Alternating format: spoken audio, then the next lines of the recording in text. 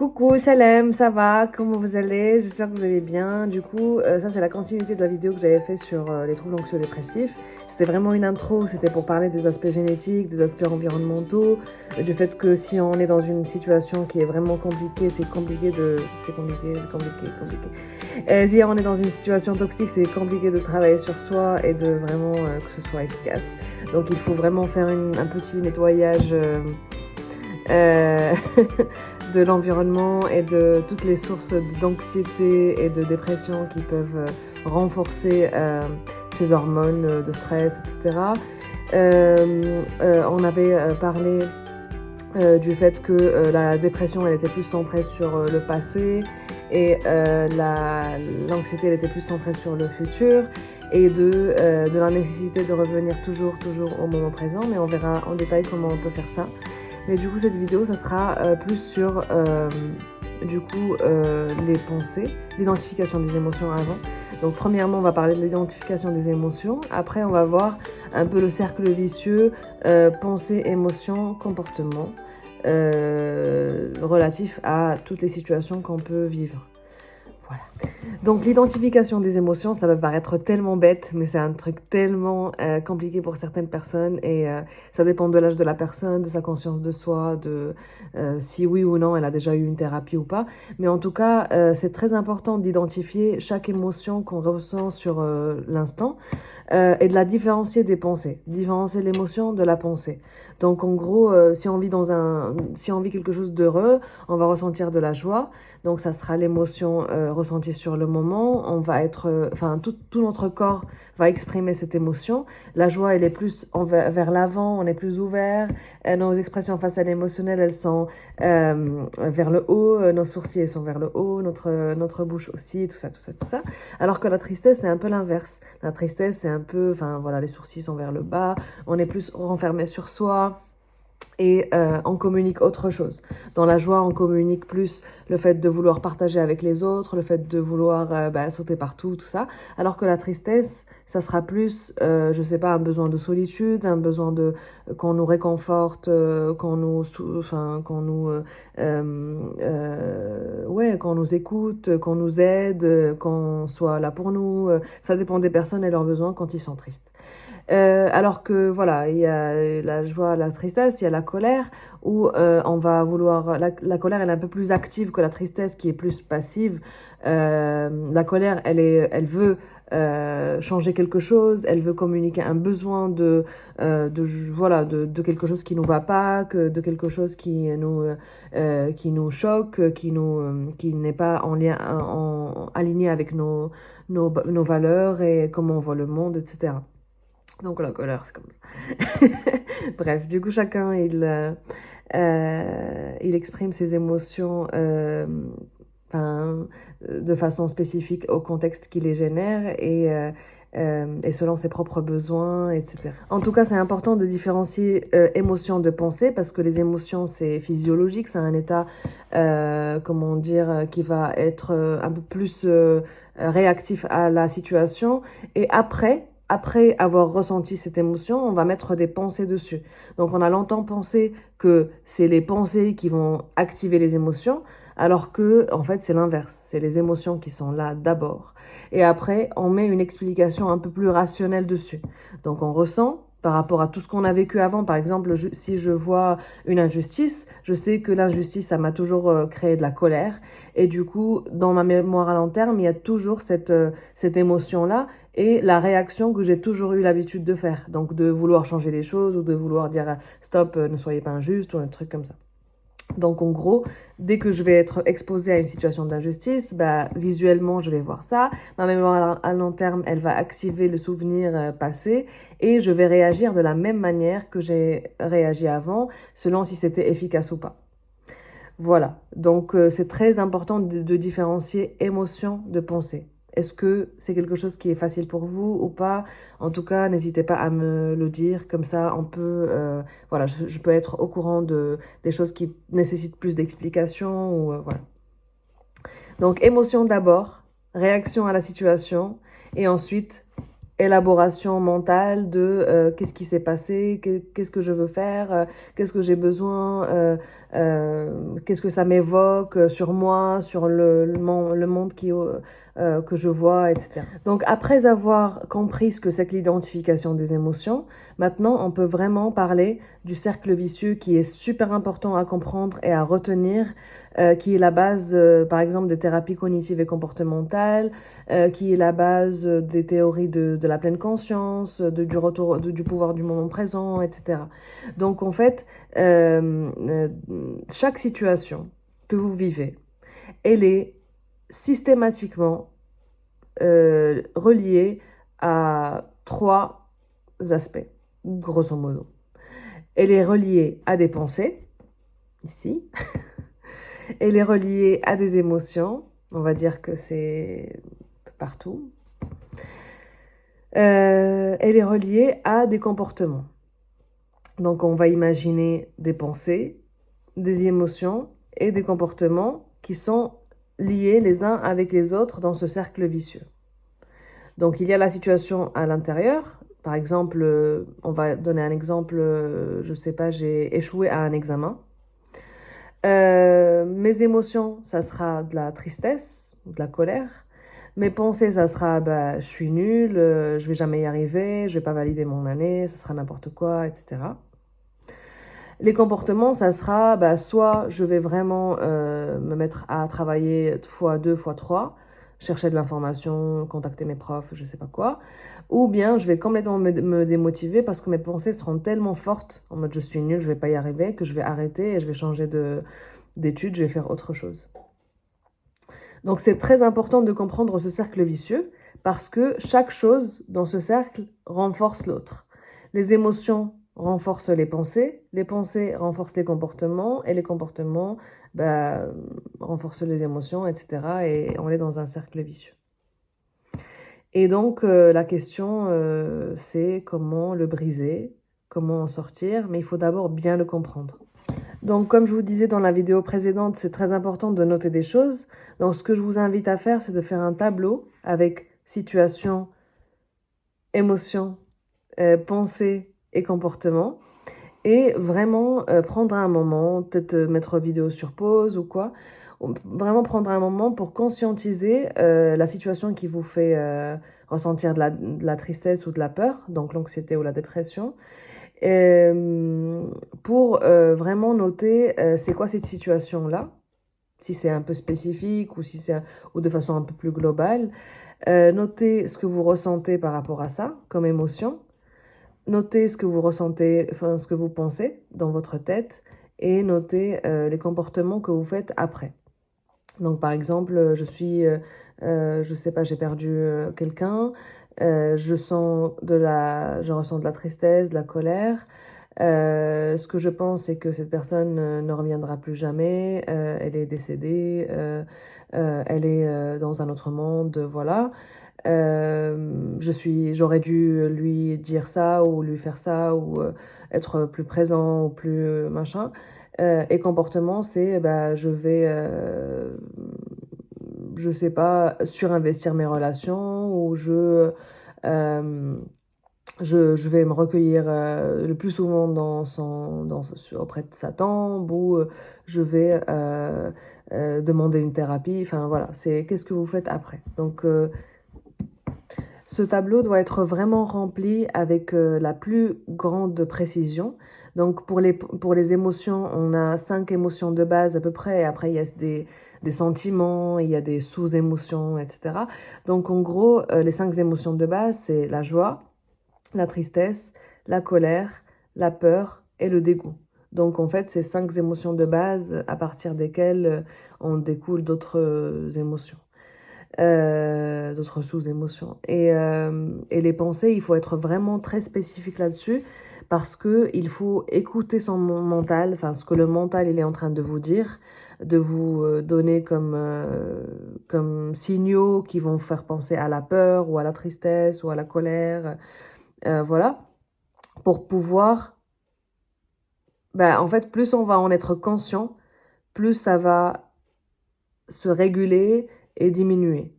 Moins on en est conscient, plus ça va prendre de la place et ça va agir sur soi au lieu de nous laisser, nous, prendre la décision si on veut faire tel ou tel comportement. Donc, j'imagine que vous avez compris un peu l'idée. C'est que plus on est conscient de nos émotions, de nos pensées et de nos comportements, moins on est dedans, moins on est acteur, on est protagoniste, on est vraiment inconscient, passif à l'intérieur du cercle vicieux. Plus on va se retirer de ce cercle vicieux, prendre conscience de comment on fonctionne, moins il aura de pouvoir sur nous. Comme je vous disais dans la vidéo précédente, les pensées, c'est comme des wagons d'un train. C'est vraiment attaché tout le temps. On est tout le temps en train de penser parce que le cerveau, il n'aime pas trop le vide. On s'ennuie, voilà. Donc, on est tout le temps en train de réfléchir à quelque chose. On est en train de penser à ce qui s'est passé dans le passé ou réfléchir à ce qu'on va faire dans le futur pour remplir ce vide, voilà, de l'ego, du mental en tout cas. Donc en gros, ces pensées-là, plus elles sont présentes, moins on a de recul, plus elles sont capables de nous contrôler, de contrôler nos ressentis, nos comportements, etc. Et plus on prend du recul, on saute du train, on l'observe juste passer, plus on va prendre le pouvoir sur notre vie, sur nos décisions, sur nos comportements, etc. Je me répète exprès parce que c'est très très important. C'est vraiment la base de la thérapie et des thérapies cognitives et comportementales, de la pleine conscience, etc. Donc, il faut être hyper vigilant, mais pas dans le sens anxieux, hypervigilance, menace, il se passera un truc de dingue, il faut que je sois vraiment attentif à ce qui pourrait se passer pour pouvoir contrôler, pouvoir anticiper ma réaction. C'est plus l'hypervigilance du type hypervigilant à ses pensées, hypervigilant à ses émotions et hypervigilant à ses comportements pour pouvoir bien les comprendre comment ils sont toujours les mêmes. C'est toujours les mêmes schémas qu'on répète tout le temps par rapport aux situations, par rapport aux personnes, à nos relations sociales, à ce qu'on veut faire de notre vie, etc. On répète tout le temps les mêmes schémas. Donc en fait, le fait de sortir d'une situation de acteur, de protagoniste, je sais pas comment dire ça, vous avez compris, vers une situation vers une position, pardon, d'observateur, plus on va diminuer les émotions négatives. Plus on va être dans le présent, dans maintenant, dans ce qui se passe maintenant. Maintenant, je suis devant un téléphone, il y a une table ici, il y a un stylo ici, il y a un carnet là, je sais exactement ce qui se passe dans mon environnement, je sais qu'il n'y a pas de danger.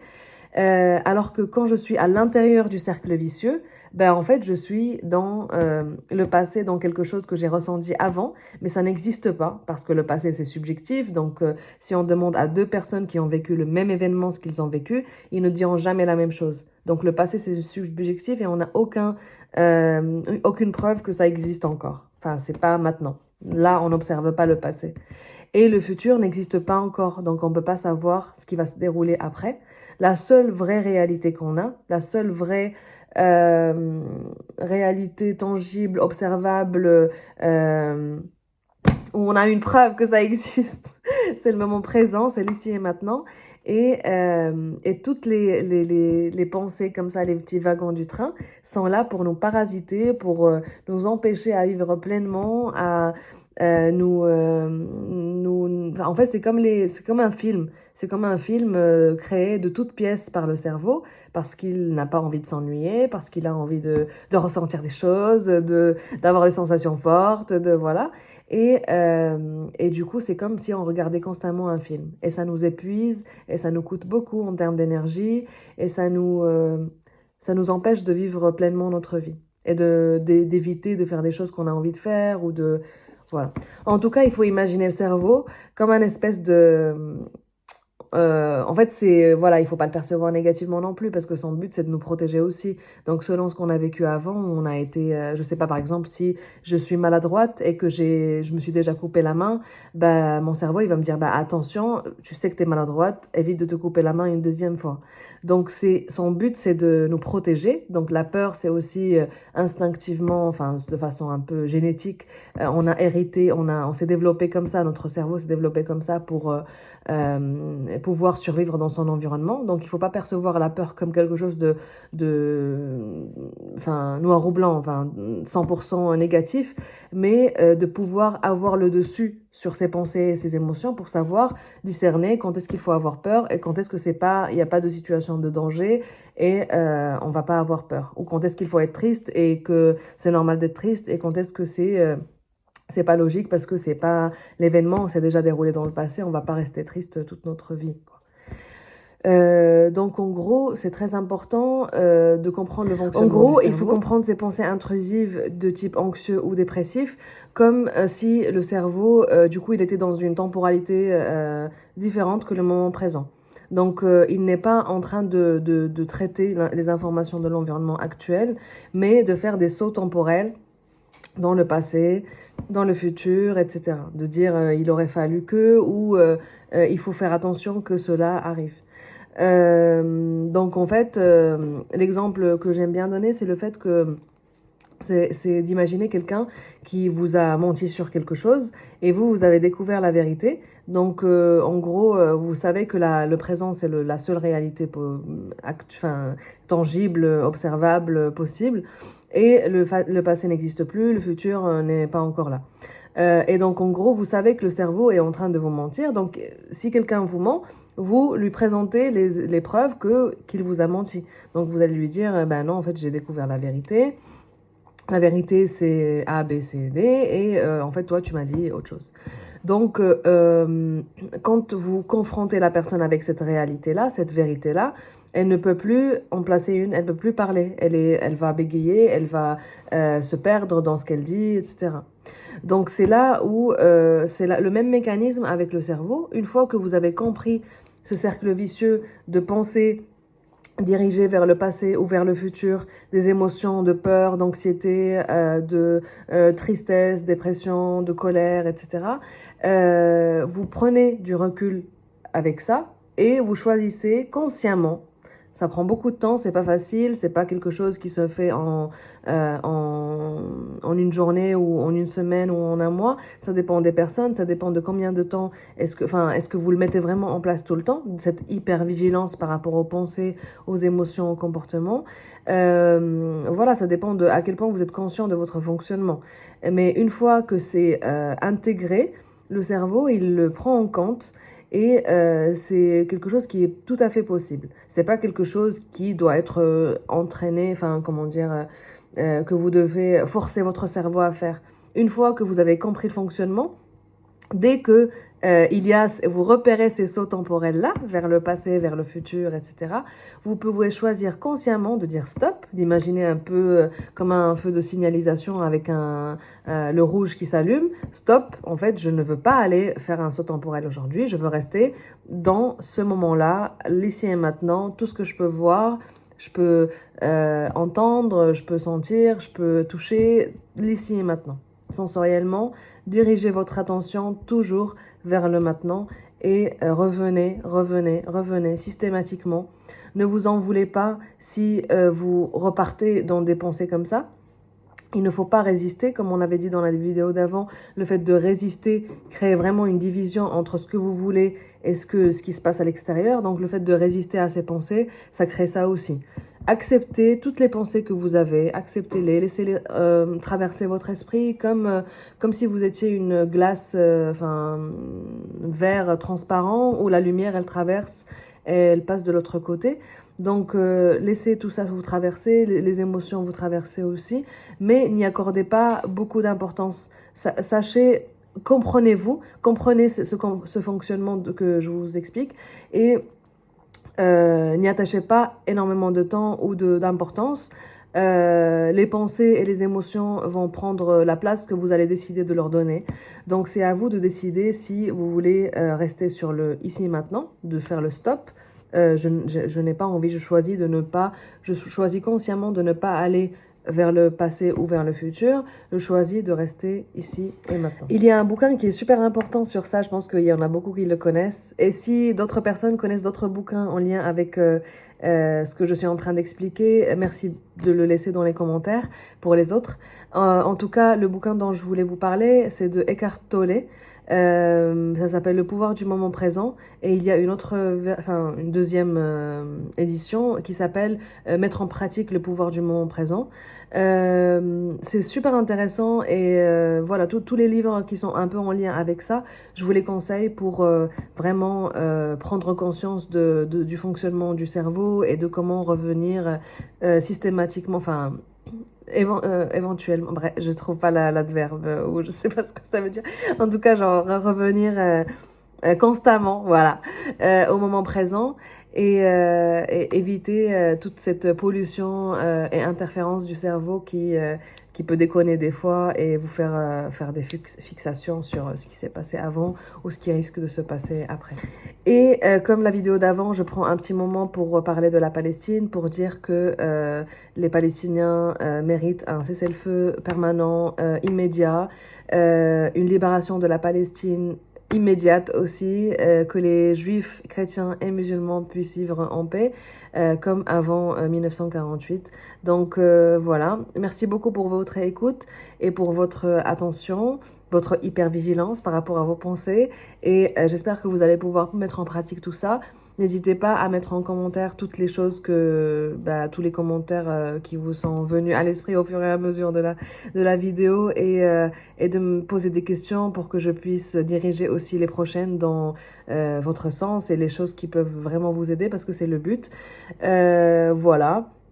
J'invite aussi les personnes qui sont spécialisées dans des domaines en psychologie ou c'est des psychothérapeutes, psychiatres, psychologues, soignants, médecins, etc. à aussi donner des conseils dans les commentaires pour les personnes qui pourraient en avoir besoin, de compléter ce que j'ai dit, de mettre des citations. J'adore les citations. Donc voilà, merci beaucoup.